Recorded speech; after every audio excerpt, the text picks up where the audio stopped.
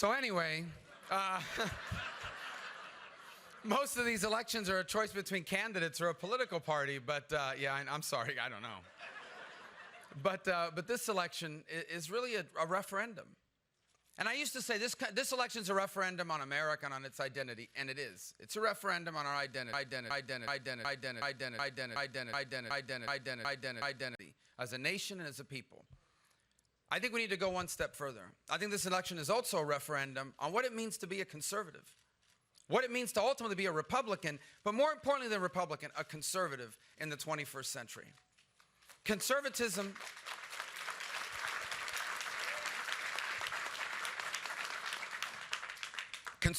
was defined for me growing up. I grew up in an era where Ronald Reagan was the president of the United States. And by the way, it is not a coincidence that today you have multiple people in the Republican Party in their 40s and early 50s who are leading our country and leading our conservative movement. So for example, last night, Governor Nikki Haley of South Carolina spoke here at a Lincoln Day dinner, a supporter of mine. That's my governor. She's fantastic. Susana Martinez in New Mexico, Bobby Jindal, who just finished 8 years of governor of Louisiana, Scott Walker in Wisconsin, Tim Scott of South Carolina, a great senator. The list goes on and on. Why are there so many young 40-something-year-old leaders in the conservative movement? Because who's the young up-and-coming Democrat liberal leader? Bernie Sanders, yeah. Well, what do we all have in common? We grew up in the era of Reagan, where Ronald Reagan defined for us what it meant to be a conservative. When you said, what is a conservative? Your mind said Ronald Reagan. And what was Ronald Reagan? Number one, Ronald Reagan was a leader who understood we had challenges in this country. He became president after Jimmy Carter. We had challenges in this country. But here's what he didn't do. He didn't go to Americans and say, I know you're upset at the direction of our country, and I'm going to make you even angrier, and I'm going to make you even more frustrated so that you'll vote for me. He didn't do that. He said, I know you're frustrated, and I know you're angry, and this is what's causing your anger and frustration, and here's how we're going to fix it, and when we fix it, America's going to be better than it's ever been. That was conservatism.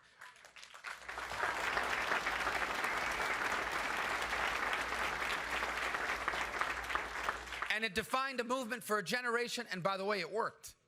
It helped to turn this country around. It's where the phrase "morning in America" again came from. It had an impact on an entire generation of Americans and an impact on the way the 20th century ended. I can say in full confidence that if Ronald Reagan had not won that election, the Soviet Union might still exist, and the world would be a very different place. That is the impact of one election in 1980 and what it had on this country. Well, now we're being asked to choose once again what it means to be a conservative. And I got to tell you, they're troubling trends. First of all, there are those who now believe conservatism has nothing to do with principle. It's with attitude. How angry can you get? How offensive can you be? How loud can you speak? That is not conservatism. Conservatism is a set of principles that have served this nation for 2 centuries. The principle of limited government, that we have a federal government, it's supposed to be small. It's not supposed to be involved in every aspect of our country. The principle that we have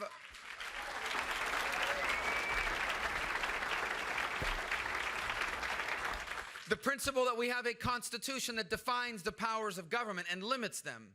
A constitution that guarantees that government exists not to decide our rights, but to protect them.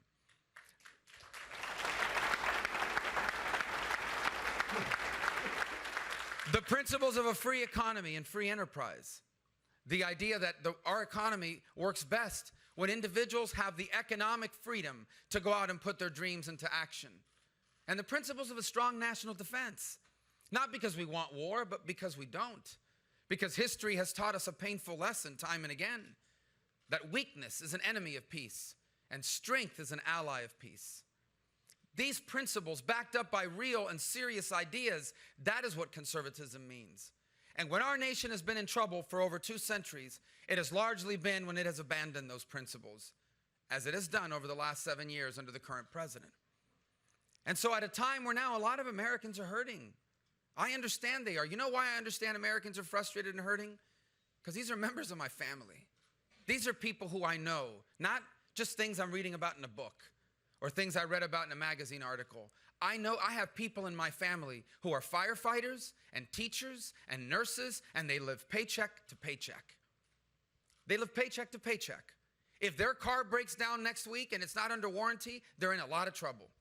If their refrigerator stops working and they have to buy a new one, they got big problems. If their air conditioning goes under and they have to buy a new unit, I don't know how they're going to do it. They're in big trouble. They struggle every day, and they're not, these are professional jobs. They went to school to be a nurse. They went to the academy to be a firefighter. They went to school to be a teacher, and they are struggling. I know people are frustrated.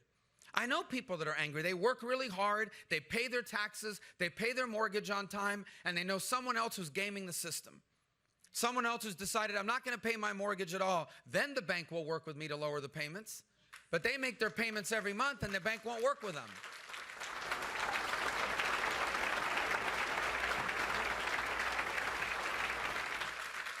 They know someone who's decided, I'm going to act like if I have social anxiety, so I can get long-term disability, even though I'm not disabled, and now they'll pay me to stay home, and I'll make some extra money under the table in cash. They're gaming the system.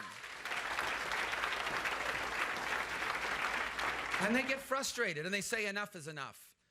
And that's where leadership matters. That's where leadership steps forward and says, yes, you have a right to be angry about all of that, and we're going to fix it. What we see instead is a new brand of leadership, which is no leadership at all, which says to people, yes, get angry, get even angrier, and let's take it out on these people, and let's do this, and it's everybody else's fault that things are going wrong in our country.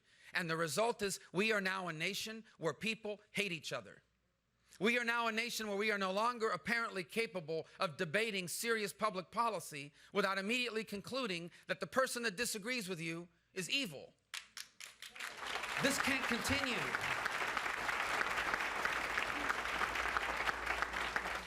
Do we really want to live in a country where Americans hate each other? Where people are incapable of talking through an issue? That's why we have elections. Other countries fight civil wars over this stuff.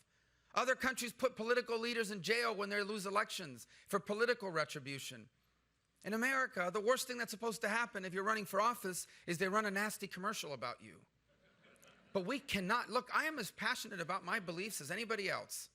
There is no one running for president, no one running for any office in this country more passionate than I am about the things I believe in. But I, as a human being, as a Christian, as a fellow American, am capable of saying, just because you don't agree with me on the tax rate does not make you a bad person. Just because you don't agree with me on how big our military should be or where we should be engaged does not make you evil. There has to be room for us to be able to disagree on these things, to debate them. That's why we have elections. And if we continue on the road we are on right now, we are going to fracture at the seams. We are now seeing images on television we haven't seen in this country since the 1960s. Images that make us look like a third world country. And I'm not excusing these protesters. Some of these people are professional disruptors. I'm not talking about this gentleman today. I have no idea what that was. But I thought it was a practical joke. I didn't know. But some of these people are professional disruptors, okay? They get hired, they get paid to be rude and nasty. I'm not excusing that. But I'm also not excusing the fact that you have a leading contender for president telling people in his audience, go ahead and punch someone in the face, I'll pay your legal bills. That's not an excusable attitude, because let me tell you, that is wrong if our kids did it. That is disastrous if a president does it, because the words of a president have consequences.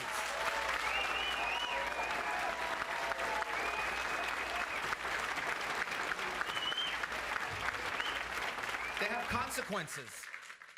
They have consequences. We got to get rid of this idea that just because you're polite, it makes you politically correct. You know, political correctness is a term that gets thrown around very loosely these days. I agree. Listen, truth has to be spoken. You have to be willing to speak truth. But I believe you can speak truth in a dignified manner. I believe that is critical when it comes to being president of the United States, because your words have consequences. When you're a candidate, your words have consequences. The responsibility of the presidency is extraordinary. You do not have the luxury of just saying anything you want or anything that comes to mind. Whether that's true in society, that is most important. That is most of all true on a position of that importance. And so I'm here to tell you, I'm running for president because while I know we have real challenges, I believe we can solve every single one of them. We have to do it. It won't happen on its own, We've waited too long to do it, but we can do it. We absolutely can. Americans have proven for over 2 centuries that we can do anything. For over 2 centuries, Americans have proven that no challenge is too big for us. We put a man on the moon. We've liberated nations. We've won 2 world wars. We've cured diseases. We invented the internet. Not Al Gore, but America invented the internet. Okay? We can do anything. There's nothing we can't do if we set our mind to it.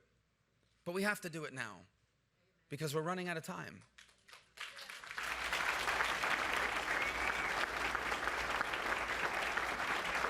And that's why I'm here to ask you for your vote. When I'm President of the United States, we will return to follow the Constitution. The Constitution cannot mean whatever you want it to mean. If the Constitution means whatever you want it to mean, it means nothing at all. It means nothing.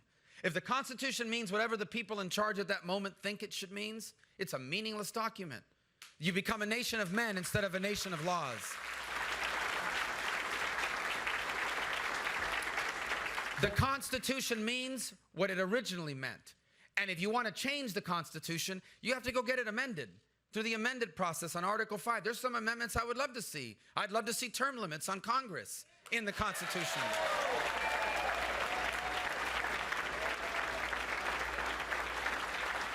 But you can't have a president that says, my ideas are so good, I am so wise, that you know what? I'm going to ignore the Constitution. My ideas supersede the Constitution. And that's what we have now. We have a president that ignores the First Amendment, or at least wants to. He believes it no longer protects the right to live out the teachings of your faith. When I'm president, we will respect the First Amendment. We will follow it. And that means people will have a constitutional right to say nasty things about me. And you will have the constitutional right to live out the teachings of your faith in every aspect of your life and of your business. We're going to respect the Second Amendment. A Second Amendment that says that you have a constitutional, God-given right to protect yourself and protect your families from killers, from terrorists, from whatever may threaten you.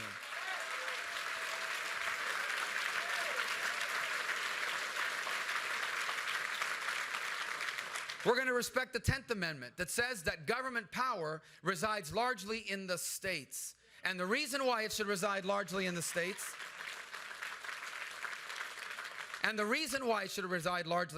is because the states are closer to you than the federal government is. If you have a problem with a state law, you know legislators. I see Kerry Baker's here, who's a great state legislator. I thought I saw Dennis Baxley here. Where's Dennis? He's a great friend of mine and great state legislator. Is Hugh Gibson here? Right here. Hugh Gibson, my good friend. We served together. Trust me, people found us. They didn't like something that was going on. We heard from them. Now go try find a bureaucrat at the Department of Education. Go and try to find someone at any federal division. They're so far removed. The federal government was never supposed to be this big. It was never supposed to be this involved. When I'm president, we're going to follow the 10th Amendment. We're going to return power to states.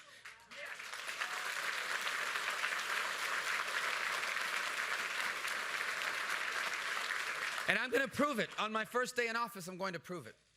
Because on my first day in office, I am going to repeal every single one of Barack Obama's unconstitutional executive orders.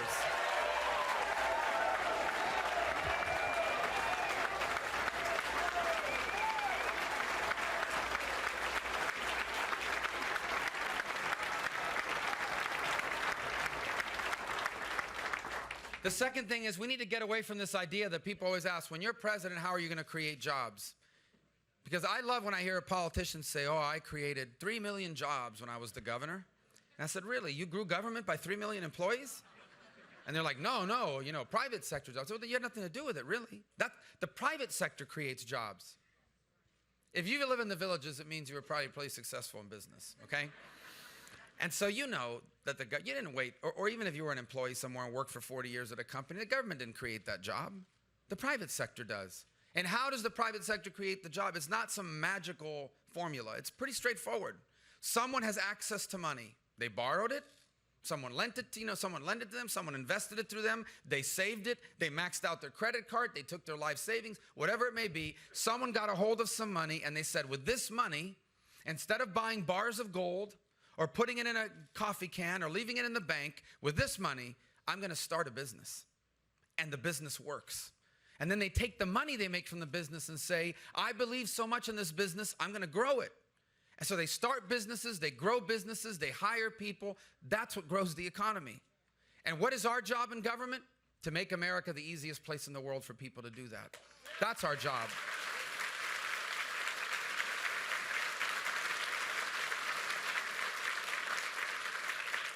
And so when I'm president, what I'm going to do is support policies that make it easier for the private sector to create jobs. That's why I have a serious plan to fix our tax code. It's a disaster. It's a mess. You go on my website, you will see it. It's not talking points. It's a real plan. That's why I have a real plan to roll back federal regulations. Federal regulations kill jobs. Every penny you have to spend in complying with regulations is a penny you can't spend to hire someone new. That's why I have a real plan to balance our budget. That's why I have a real plan, by the way, to save Social Security and Medicare. And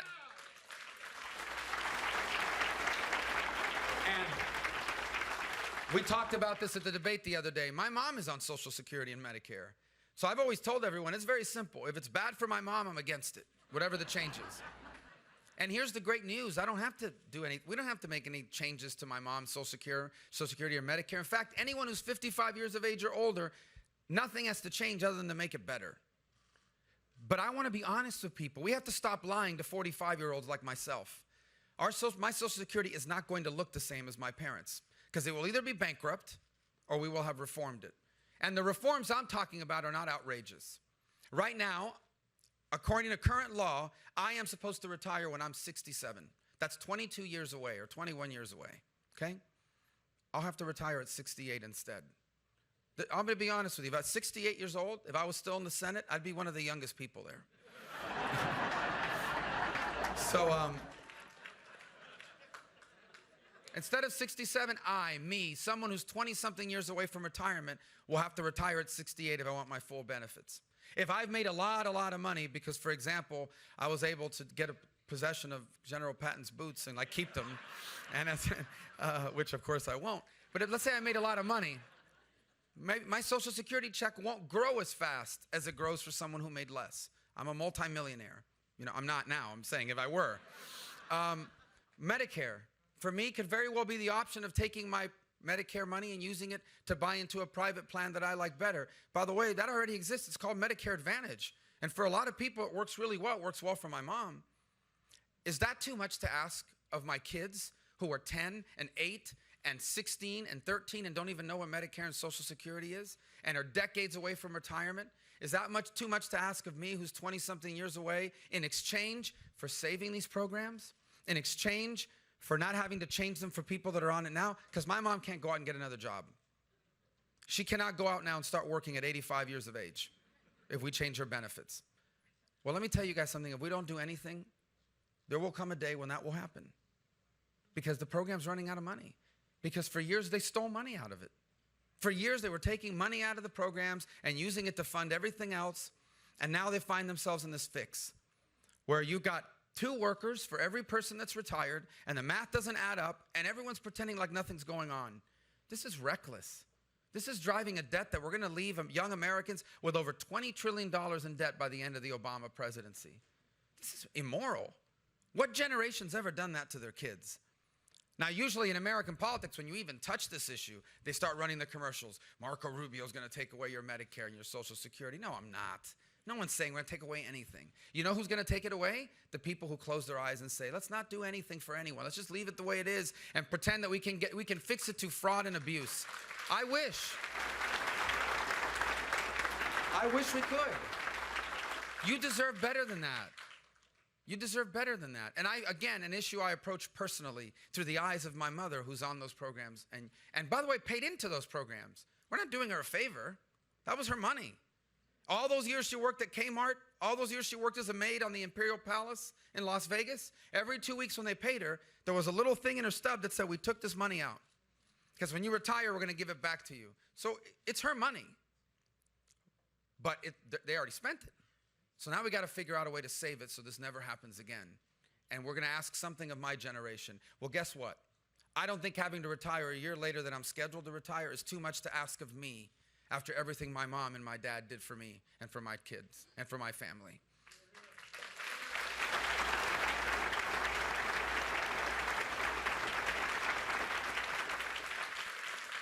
You want to rebuild your economy? Fully utilize your energy resources. All of them. God has blessed America with natural gas. Are we crazy if we don't fully utilize that?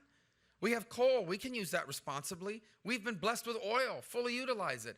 You want to do solar. You want to do biofuels. You want to do wind energy. You want to do renewables. All for all. Let's lead the world in all of it. But this is nuts if we don't fully utilize all of it. By the way, nuclear energy, very clean, very cheap. We do it better than anyone in the world.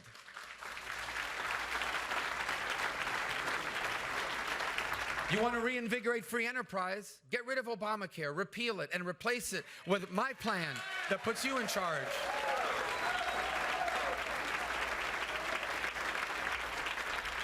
So we're going to go back and limit the government. We're going to rebuild. We're going to re-embrace free enterprise. Here's the one thing that a president needs to spend most of his or her time on: keeping us safe. The world is a dangerous place. I talked about Reagan a moment ago and the Cold War. The Cold War was a dangerous time. We didn't know it at the time, but it was actually kind of balanced out because the Soviet Union and the US had enough weapons to destroy all life on this planet, 10 times, 50 times over. But guess what? Neither one of them wanted to die. The Soviet Union didn't want to die, and we didn't want to die, and so we never used them, and they never used it, and we got through it. Now we got people that want to die. Now we have people that love death more than we love life. We got a big problem. You have a crazy sociopath lunatic in North Korea with nuclear weapons. This guy is not just weird, he's crazy. But he has nuclear warheads, and he has long-range missiles, and he's the son of a dictator. The sons of dictators are very unpredictable people. Okay, they've never been punished. They've never been turned down for a date. They've never been told no. They were never put in timeout by their parents. I have no idea how this guy's going to react under stress, but he's got nuclear weapons. The Chinese Communist Party is out of control. They're taking over the most important shipping lane in the world. They are massively building up their military. Guys, they're catching up to us in their technology because they steal it, and then they make it a little better. Then you've got Vladimir Putin sowing instability in the Middle East. Yeah, again, the leading candidate for president in the Republican Party, Donald Trump, says, oh, he's a strong leader. It's easy to be a strong leader when you control the courts, when you control the press, when your elections are rigged. Yeah, it's easy to be a strong leader when you have all that. He's not a strong leader. There's no strength about that. He's not a strong leader. He's authoritarian because he's not accountable to anybody. And he's taking advantage of Obama's weakness. And so he sows instability in the Middle East, and he sows instability in Europe. Then you have Iran, governed by a radical Shia cleric. The Ayatollah is a religious figure. He's not a king. He's a religious figure who believes that his calling is to trigger an apocalypse, so that the 12th Imam, the Mahdi, comes out of occultation, this messianic figure in Islam. That's what he believes his role in the world is. Here's the problem. We just gave him $150 billion so he can buy or build a nuclear weapon one day. And then radical jihadists are only spreading across the world. They're now, ISIS has affiliates in over a dozen countries. They're apocalyptic too. They're a Sunni movement, but they're apocalyptic. They're spreading everywhere. And so what has this president done in the face of all of this? He's gutting our military. Some said golf. Who said golf? I'd have no problem him golfing if he rebuilds our military. People say that's a strong word, gutting our military. Well, I'll give you the evidence. We will soon have the smallest army since the end of World War II. We will soon have the smallest Navy that we have had in 100 years. We will soon have the smallest Air Force we have ever had. Ever. The smallest Air Force we've ever had. The average age of an Air Force plane is 27 years old, which means the people flying the planes are younger than the plane. Not a good sign. We're gutting our military. And by the way, Republicans cooperated in this when they passed this stupid sequester that I voted against, which does nothing to balance our budget, because defense spending is not the cause of our debt, but it's leaving us vulnerable and weakened. And not only is it leaving us vulnerable and weakened, it is so unfair to our men and women in uniform. We're asking them to go into harm's way. We still are. We're still asking American servicemen and women to step into harm's way, but now they have to do it with less equipment, older equipment, less training hours, and less people alongside them. And by the way, with rules of engagement that don't just not allow them to win, but actually put their lives in increased danger. And so that's why I'm very clear with everybody. If you elect me president, we are going to undertake a Reagan-style rebuilding of the United States military.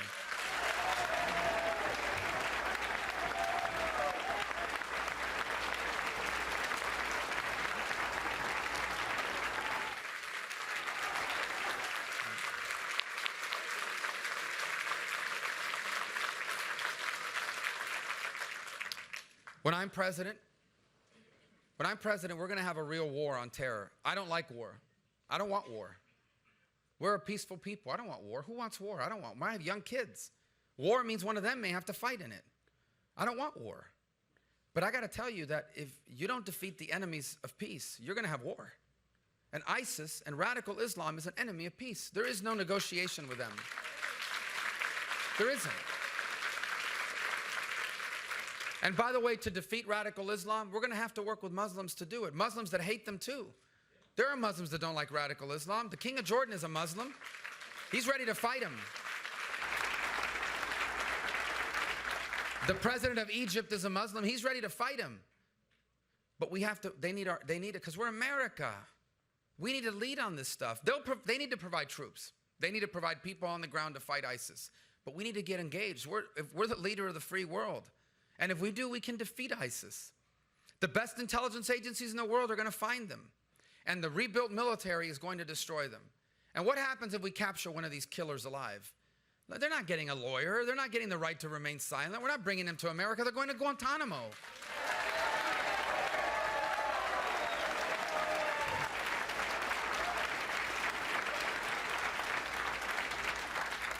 We need to be an ally again to our allies. Look what's happened with Israel. Okay, look, Israel, first of all, I believe Israel is a nation with a special purpose. It was founded as a homeland for the Jewish people after the Holocaust, so that never again would there not be a place for Jewish people to live in peace. It's a Jewish state. But I also believe geopolitically it makes sense to be Israel's ally. Why? Because while the Middle East is the most unstable region in the world, there is one pro-American, free enterprise democracy in the Middle East, the state of Israel.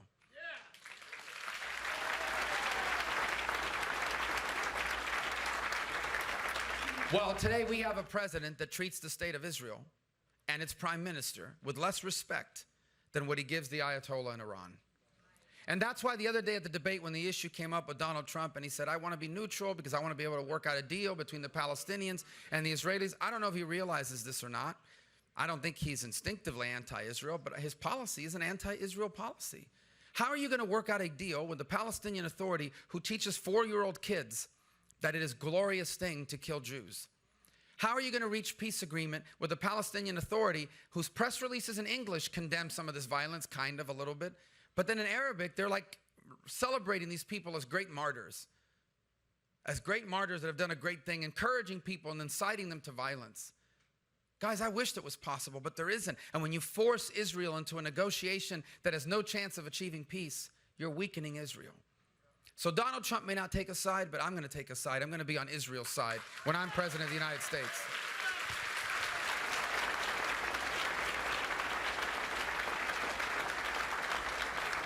And the world is going to know we're on Israel's side my very first day in office.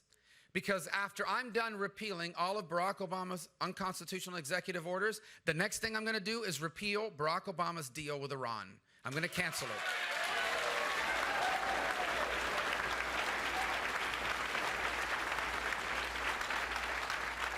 And by the way, as part of our national security, we need to take care of our veterans again.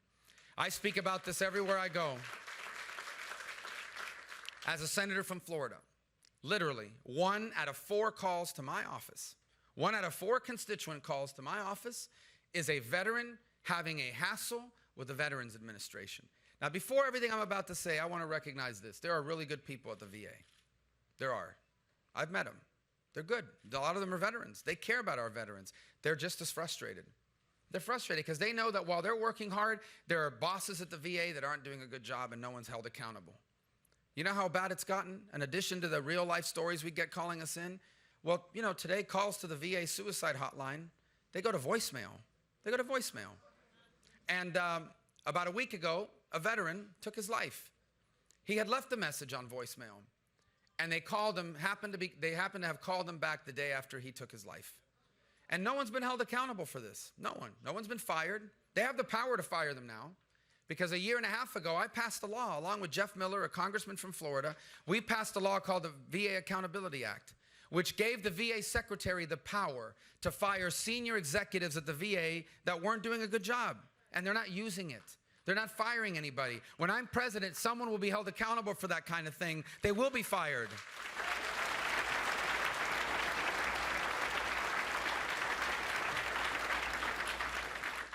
And while we're figuring all this out, veterans are suffering. You have a VA hospital in Central Florida that's years behind schedule, millions of dollars over budget. No one knows what's going on. No one can fix it. It's out in outrage. That's why when I'm president, our veterans will be able to take their benefits to any hospital or any doctor that they want to go to see. It's their benefit.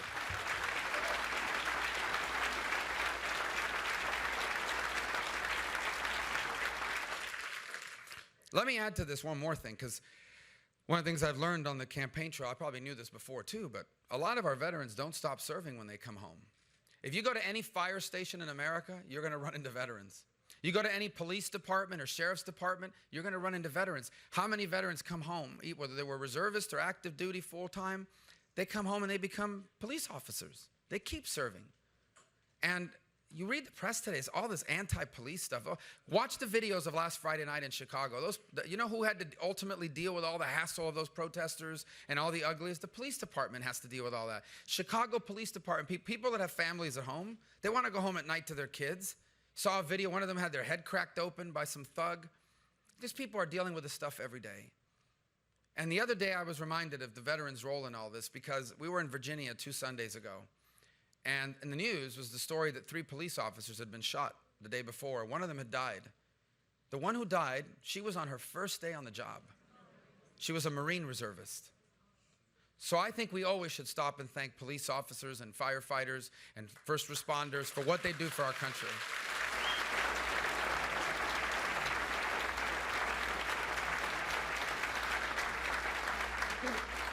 As you can see, there's a lot of work to be done. We have problems. We can solve them all. I remember growing up, I said this at the debate the other night, my grandfather was a huge influence on our life. He lived with us for the first 13 years of my life before he passed away. And he would sit in the porch of our home. We lived in Las Vegas for 6 years. And he would always sit on the porch and he would smoke one of those 3 cigars that Hugh likes to. And we smoked a couple together, Hugh. I've had to cut back my wife. Well, I've not cut back. I've given him up. My wife hates him. She doesn't let me smoke inside or outside the house. So what do you do? I see some people clapping. That's un-American. But anyway, it's like the hardest smell to get rid of. All right. So, no, never mind. Somebody said, oh, you can get it off your breath is to drink rum. I said, oh, okay, well. So, come live in the villages, yeah. So, in about 10 years, I'm ready, yeah. But he would sit in the porch of our home, and one of the stories he told me one time has always stuck with me.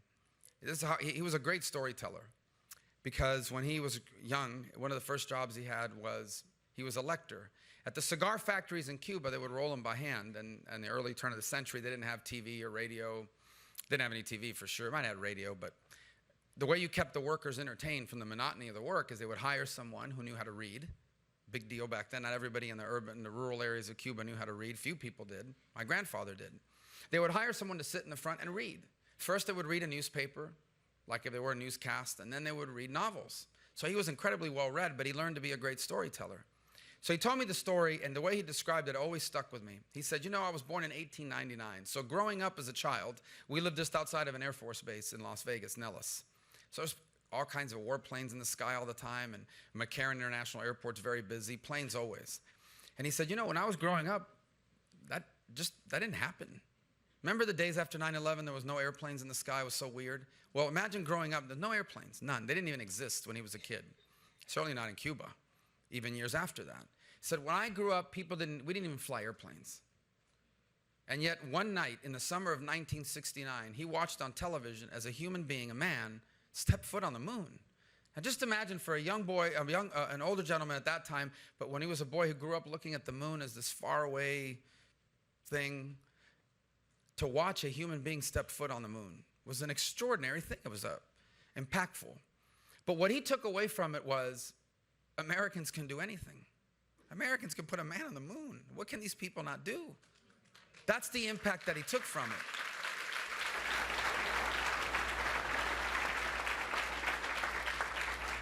Well, that's who we are. That's who we've always been. I believe that's still who we are. Because we are still the descendants of go-getters, every single one of us. If you're an American, you are a descendant of a go-getter. You are the descendant of someone who refused to accept the circumstances of their birth and came to America in search of a better life, in search of fulfilling their opportunity. You're a descendant of an immigrant. Whether it was you, your parents, your grandparents, your great-grandparents, you are the direct descendant of someone who lived somewhere else and said, I refuse to live in a place that is holding me back because God has given me the potential to be more, and so I'm going to go somewhere where they allow me to be who I was meant to be. Or you're the descendant, if you want to go even further back, of pilgrims and settlers, of people who left the old country to come here because they were persecuted or because they wanted more. You're the descendant of pioneers, of people who didn't know what was west, but they went west and they settled land that no one had ever lived on before. Or you're the descendants of slaves, of people who overcame the most evil institution imaginable and the segregation that followed to stake their claim in the American dream. That is the blood that runs in our veins as a people. We are not a stagnant society. We are literally the descendants of go-getters. It's in our DNA. And that's why, one of the reasons that makes us such an upwardly mobile and vibrant country. And that hasn't changed. What's changed is that every major institution in society has failed us. Our political parties have failed us. Instead of becoming a place to pursue public policy, they've become machines for perpetual re-election. Our political process has failed us. Instead of becoming a place where people go to serve the people, it becomes a place where people go to be served by the people, who are more interested in keeping the title than in making a difference. Where it doesn't matter what happens with Social Security and Medicare, it's never the right time to deal with it because it can cost me my next election. We've been failed by the media, and I know it's easy to say beat up on the media. We've been failed by the media, who today covers politics as entertainment instead of a serious discourse.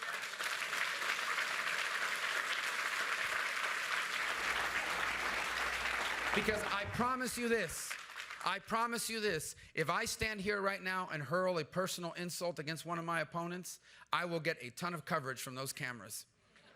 But if I don't, only a handful of people will find out this event ever happened. Okay?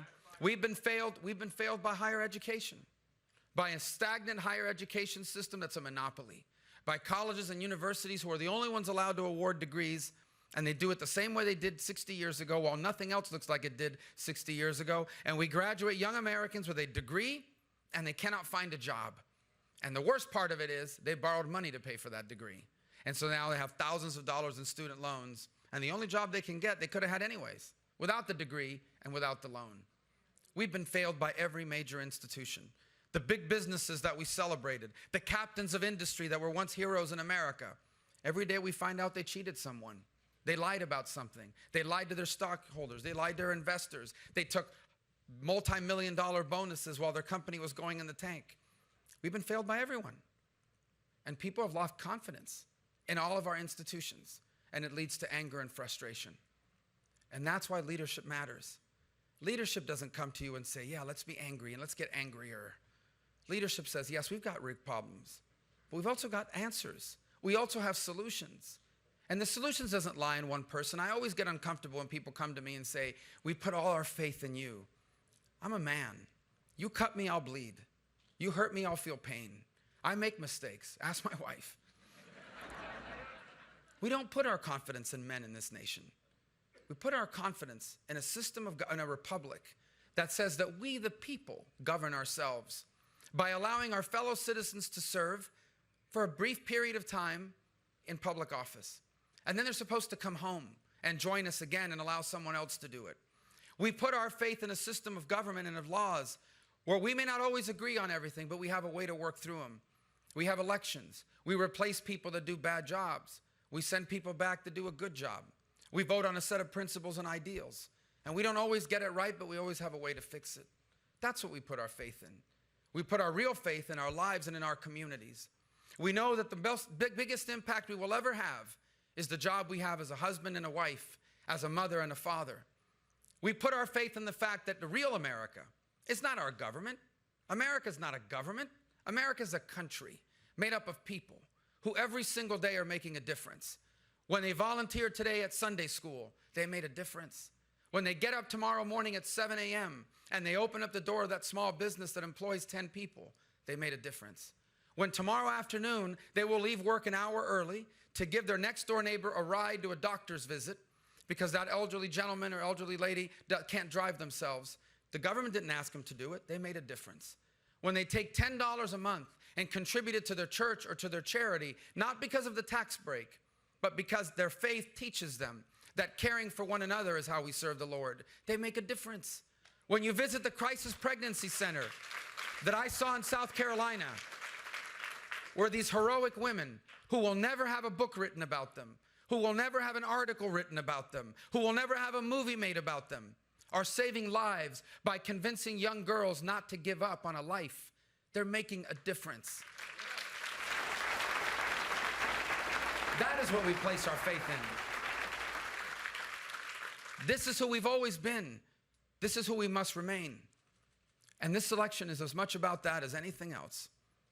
Every country in the world, you go to Latin America, you go to the third world, they are bedeviled by leaders that stand up and say, I'm going to be a strongman leader. I'm going to solve all your problems. Give me power and I will make your life better. And it always ends in disaster. Always. Our founders knew better. Our founders didn't want that kind of system. Our founders wanted us to have a system in which government was small and limited and the power within that government divided because they didn't trust people. Because they didn't trust what men and women do when given power, especially absolute power. And now we're being asked to abandon that by society at large and by politics today. And we shouldn't. We will regret it for a long time if we do. And so instead, I ask you in this election to embrace what made us great to begin with. To embrace leaders that understand what the proper role of government is. To embrace leaders that do not ask you to give them their vote on fear and hopelessness. But instead to vote for them on the basis of how great our country can be if we do what needs to be done. Because I believe with all my heart, and I hope you do as well, that if we do what we need to do, we have a chance to leave this country better than it's ever been. The 21st century is made for us. There are literally hundreds of millions of people on this planet who can afford to buy things from us now. I'm talking about people that were starving a decade ago. I'm talking about people that 2 decades ago were literally drinking water out of puddles. And now these people drive cars. And now these people own homes. And now these people take vacations. And now these people buy things at stores. Because after communism fell, free enterprise broke out around the world. And it lifted hundreds of millions of people from poverty into prosperity. And they want to buy things from us. And they want to trade with us. And they want to be our investors and our partners and our collaborators and our clients and our customers. It's tailor-made for us. The 21st century is about innovation. There are no more innovative people in the world than us. No one is more innovative than Americans. The 21st century is made for us if we do what needs to be done. And that's why I'm running for president. Because I want this generation to do its part. You see, America is a special country, and I know this personally. Because if my parents in 1956 had stayed in Cuba or gone to any other nation on earth, I may never have been born. They didn't have me until their 40s, and you have to be very optimistic about the future to have 2 kids in your 40s.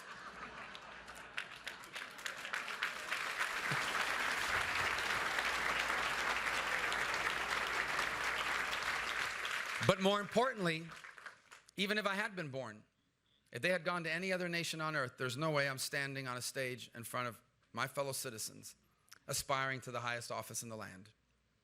You see, in almost every society that's ever existed, success depends on who you come from.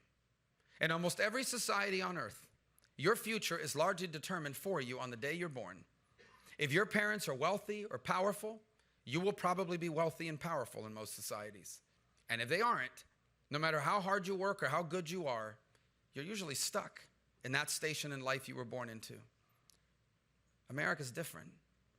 Here, because we were founded on the belief that we have a God-given right to life and liberty and to pursue happiness, because we were founded on the belief that everyone has a God-given right to go as far as their talent and their work will take them, America's been different. And it's been different not by accident. We're not special by accident. This didn't happen on its own. It happened because for over 2 centuries, each generation before us did what they had to do. And anyone who tells you we used to have it great and easy and now it's gotten so hard is lying to you. There's never been an easy time in American history. We were founded by declaring independence from the most powerful empire in the world. And then we had a civil war that almost ended the country. And then we had a First World War, which was bloody, in another continent, by the way. Then we had a Great Depression that wiped people out. As soon as that was over, we had a Second World War that we almost lost. Had we gotten in a year later, it would have been lost. And then right after that Second World War ended, we were plunged into a long and dangerous Cold War. World War II had barely ended before we were in Korea, and not long after that, Vietnam. The 60s were a difficult time. Political leaders were assassinated. America was being ripped apart at the seams by the civil rights movement in Vietnam. The 70s saw a president resign in disgrace, long gas lines, disco music, horrible things.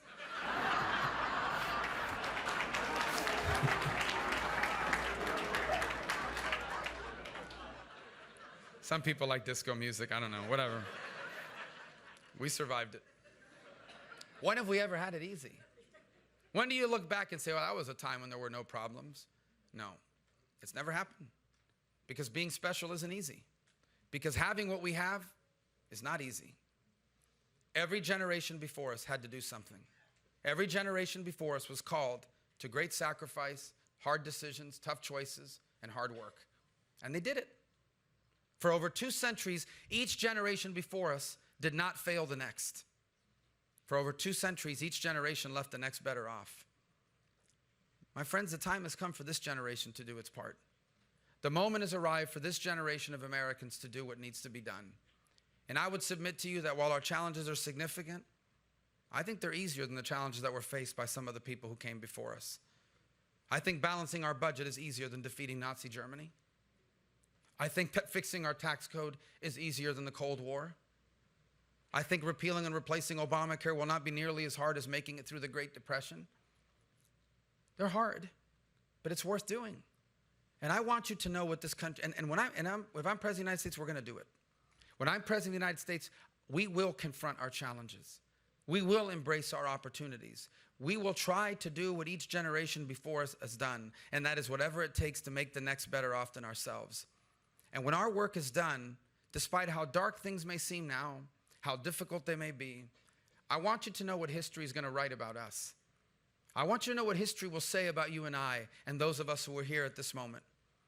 It'll recognize that we lived in a tough time, that we lived in a time when the economy was changing and it was disrupting people's lives, when the world seemed to be spiraling out of control, our institutions were failing us, and after 8 years of Barack Obama and one crazy election, we came this close to getting it wrong.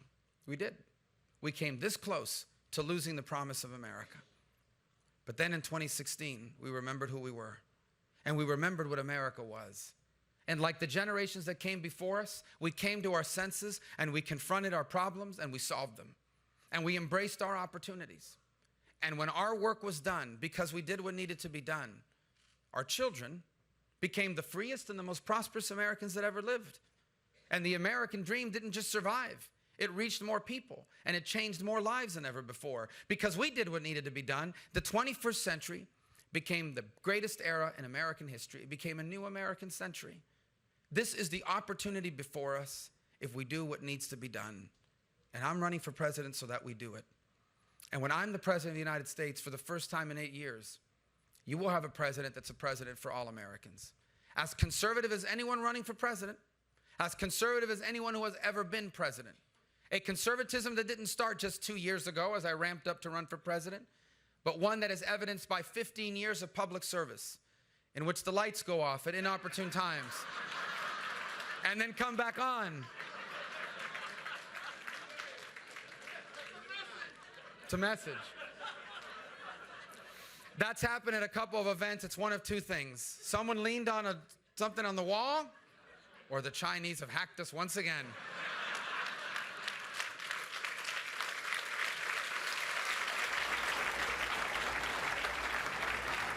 I am as conservative as anyone running or has ever run for president.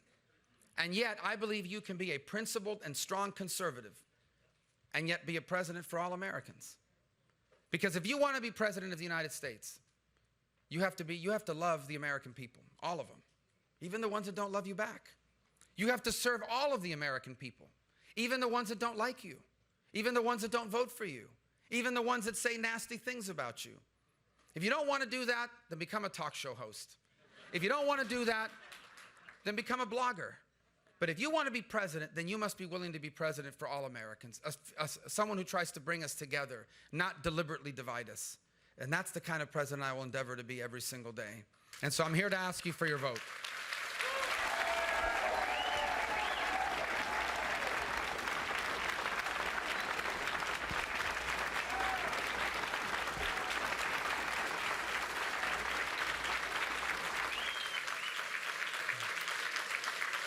And I'll close with this.